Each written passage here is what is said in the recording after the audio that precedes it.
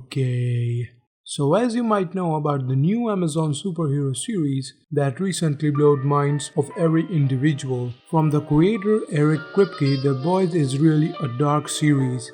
And no, it's not horrifyingly dark, but it's disturbing to see the normal perception for superheroes completely changes. The Seven, which is a team of world's 7 most powerful superheroes in the series, the Seven shows the pitch black version of Justice League. Initially seems like the world's greatest superheroes, when in reality, when the curtains pulled back, it's quickly revealed that they're actually the world's biggest a-holes. Hence, I created this list containing the show's most effed up moments, and that really messed up. I could have made a 30-minute long video just talking about every single scene and still wouldn't be enough. But here it is, 9 most effed up moments in The Boys. Spoiler warning. There are major spoilers ahead for The Boys Season 1, so pause the video and go watch the season first. So kicking off this list with number 9, we have Robin's death.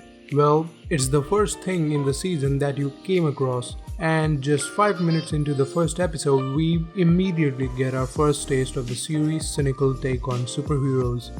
When A-Train, a member of Seven and the fastest man alive, wink wink, accidentally runs into Robin, Hugh's girlfriend and love of life, or more accurately, runs through her, and we don't miss a single millisecond as the camera lingers over the result explosion of blood and guts, with a little bit of bones here and there, of course in super slow motion, making it immediately clear that on this show, pretty much nothing is off limits.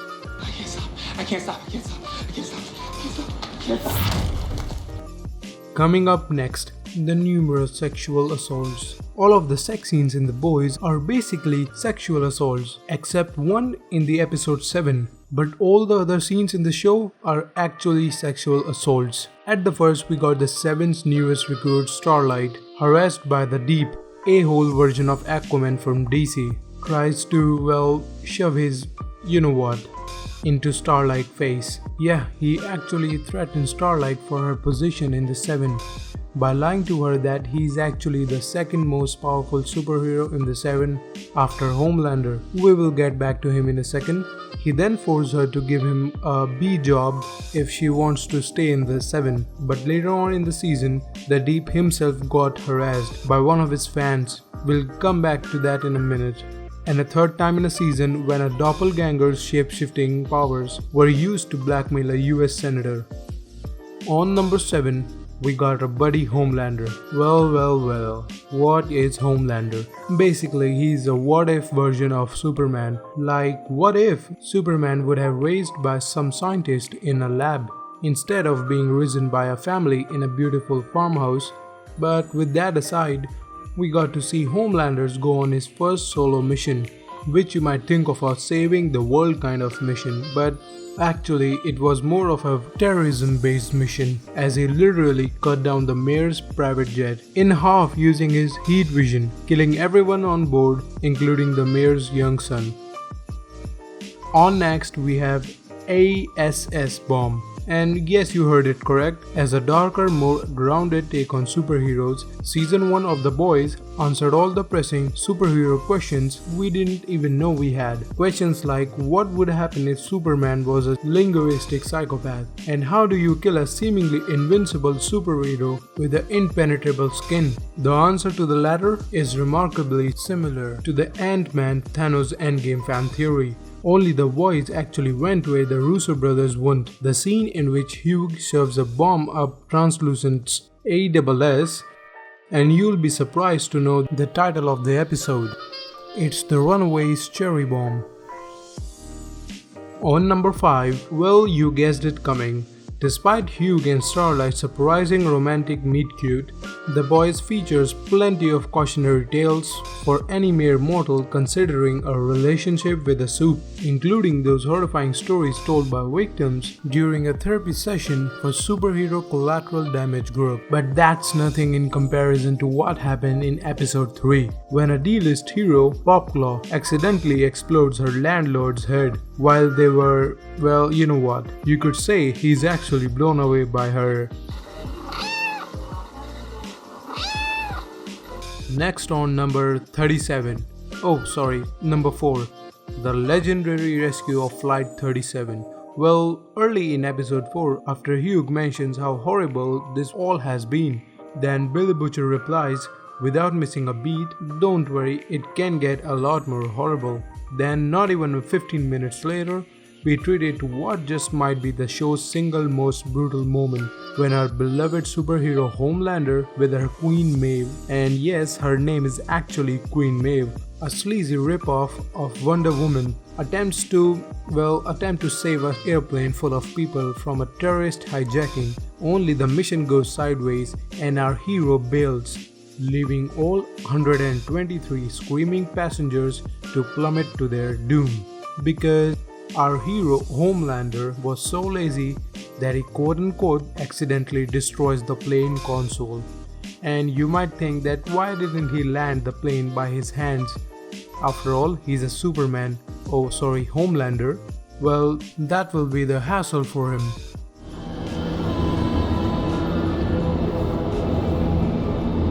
On number 3, we have lab rats.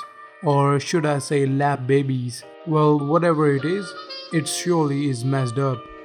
Compound V. What is Compound V and what it does to soups? For that you have to watch the whole season, but I can tell who's behind it.